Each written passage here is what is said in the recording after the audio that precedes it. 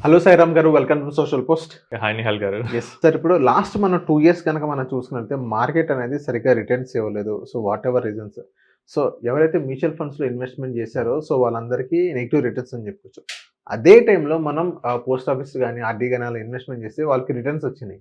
So ఇక్కడ mutual ఫండ్స్‌లో invest చేయడం కరెక్ట్ కాదంటారా? సో గత 1.5 ఇయర్ నుంచి మనకి ఇండియన్ మార్కెట్స్‌లో అయితే పెద్దగా మూవ్‌మెంట్ లేదు. లేదు. సో చాలా మంది ఇన్వెస్టర్స్ కన్‌ఫ్యూజన్‌లో ఉన్నారు. ఇన్వెస్ట్ చేయాలా? ఎగ్జిట్ అవ్వాలా? లేకపోతే ఎఫ్‌డి గాని, గోల్డ్ గాని, రియల్ ఎస్టేట్ గాని వెళ్ళాలా? సో ఈ డౌట్ అయితే చాలా మందిలో ఉంది. సో మనం ఈ క్వెషన్స్ అన్నిటికి చూస్తే గనక అసలు ఏం జరిగింది లాస్ట్ 1.5 ఇయర్ నుంచి?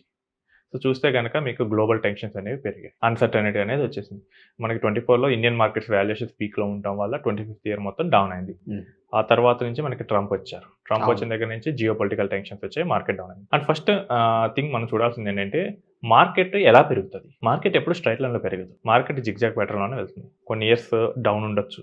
కొన్ని ఇయర్స్ అప్ ఉండొచ్చు. కొన్ని ఇయర్స్ సైడ్ వైస్ మూవ్‌మెంట్ ఉండొచ్చు. సైడ్ వైస్ అంటే ఒక పాయింట్ నుంచి ఇంకో పాయింట్‌కెళ్ళి మళ్ళీ వెనక్కి అదే వస్తుంది. మనం చూస్తే కనుక 2024 సెప్టెంబర్‌లో 85,000 రీచ్ అయింది సెన్సెక్స్.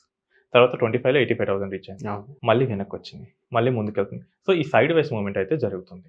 సో ఇలా జరిగినప్పుడు ఏంటంటే లంసమ్ ఇన్వెస్టర్స్‌కి అయితే రిటర్న్ అనేది రాదు. ఎందుకంటే వాళ్ళు ఎక్కడ పెట్టారో ఆ పాయింట్ దాటి ఇంకా ముందుకెళ్తేనే మార్కెట్ అనేది రిటర్న్ జనరేట్ చేస్తూ ఉంటుంది. ఓకే. సో ఎస్ఐపి ఇన్వెస్టర్స్ కూడా ఈ హెవీ వాలటిలిటీ వల్ల ఏమవుతుందంటే మనకి తక్కువ 70,000, 72,000 ఈ పాయింట్స్‌లో తక్కువ టైం ఉంది. సో వాళ్ళు ఇన్వెస్ట్‌మెంట్ చేసేటప్పుడు గనక ఆ రోజు గనక లేకపోతే గనక వాళ్ళకి కూడా తక్కువ బెనిఫిట్ అనేది వస్తూ ఉంటుంది. సో మనం చూసుకోవాల్సింది ఏంటంటే మార్కెట్ అలా పెరుగుతుందా లేదా అది నాకు ముందే తెలుసా లేదు. నేను మార్కెట్ స్ట్రైట్ లైన్‌లో పెరుగుతుందని వచ్చేస్తే ఎక్స్‌పెక్టేషన్ నాది తప్పు. అవును. ఎందుకంటే మార్కెట్ రియాలిటీలో ఎప్పుడూ అలా పెరగదు. సో ఫస్ట్ నా ఎక్స్‌పెక్టేషన్ ఏంటి? అది నేను చూసుకోవాల్సి వస్తుంది. నెక్స్ట్ నేను దేని పర్పస్ వచ్చాను?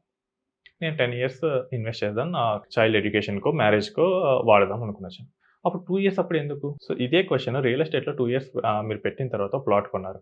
2 ఇయర్స్ రిటర్న్ రాలేదు. బాధపడతారా? లేదు.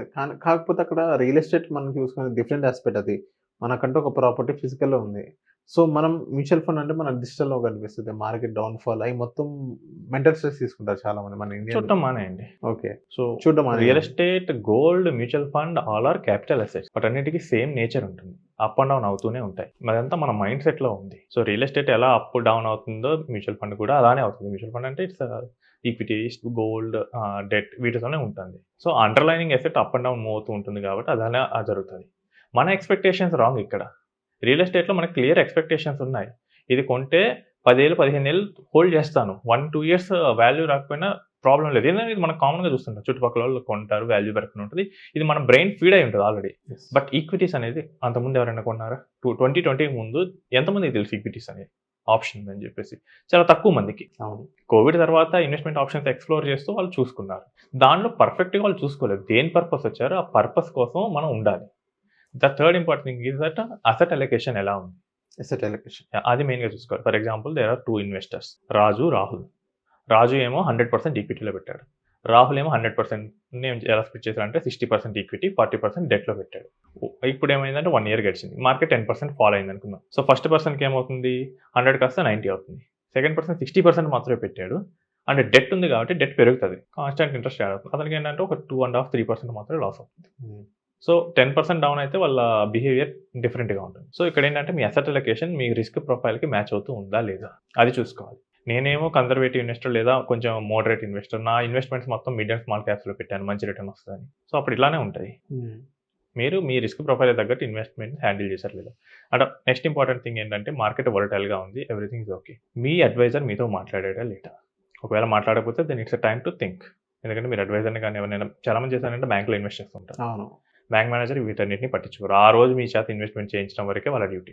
టార్గెట్ కంప్లీట్ చేయాలి. ద మూమెంట్ మీరు ఇన్వెస్ట్ చేశారా వాళ్ళకి టార్గెట్ కంప్లీట్ అయిపోతుంది. ఇన్వెస్ట్‌మెంట్ అనేది ఇంక పట్టించుకోరు. సో మీ అడ్వైజర్ మీతో మాట్లాడారా లేదా? ఇది మెయిన్‌గా చెక్ చేసుకోవాలి. అవును. అండ్ మీ గోల్‌కి స్టిక్ అయిపోండి. గోల్‌కి స్టిక్ అయిపోతే ఖచ్చితంగా రిటర్న్ వస్తుంది. 2010 నుంచి 13 కూడా మార్కెట్ ఏం పెరగలేదు. 2014లో ఒక ఇయర్‌లోనే ఈ 4 ఇయర్స్ రిటర్న్ అనేది మార్కెట్ తెచ్చింది. సో ప్రెజెంట్ కూడా అలానే జరుగుతుంది. No problem. మీకు నెక్స్ట్ ఇయర్ మంచి రిటర్న్స్ వస్తాయి. Continue in the market. Okay. So thank you sir. మా సోషల్ పోస్ట్ వచ్చినందుకు. థాంక్స్.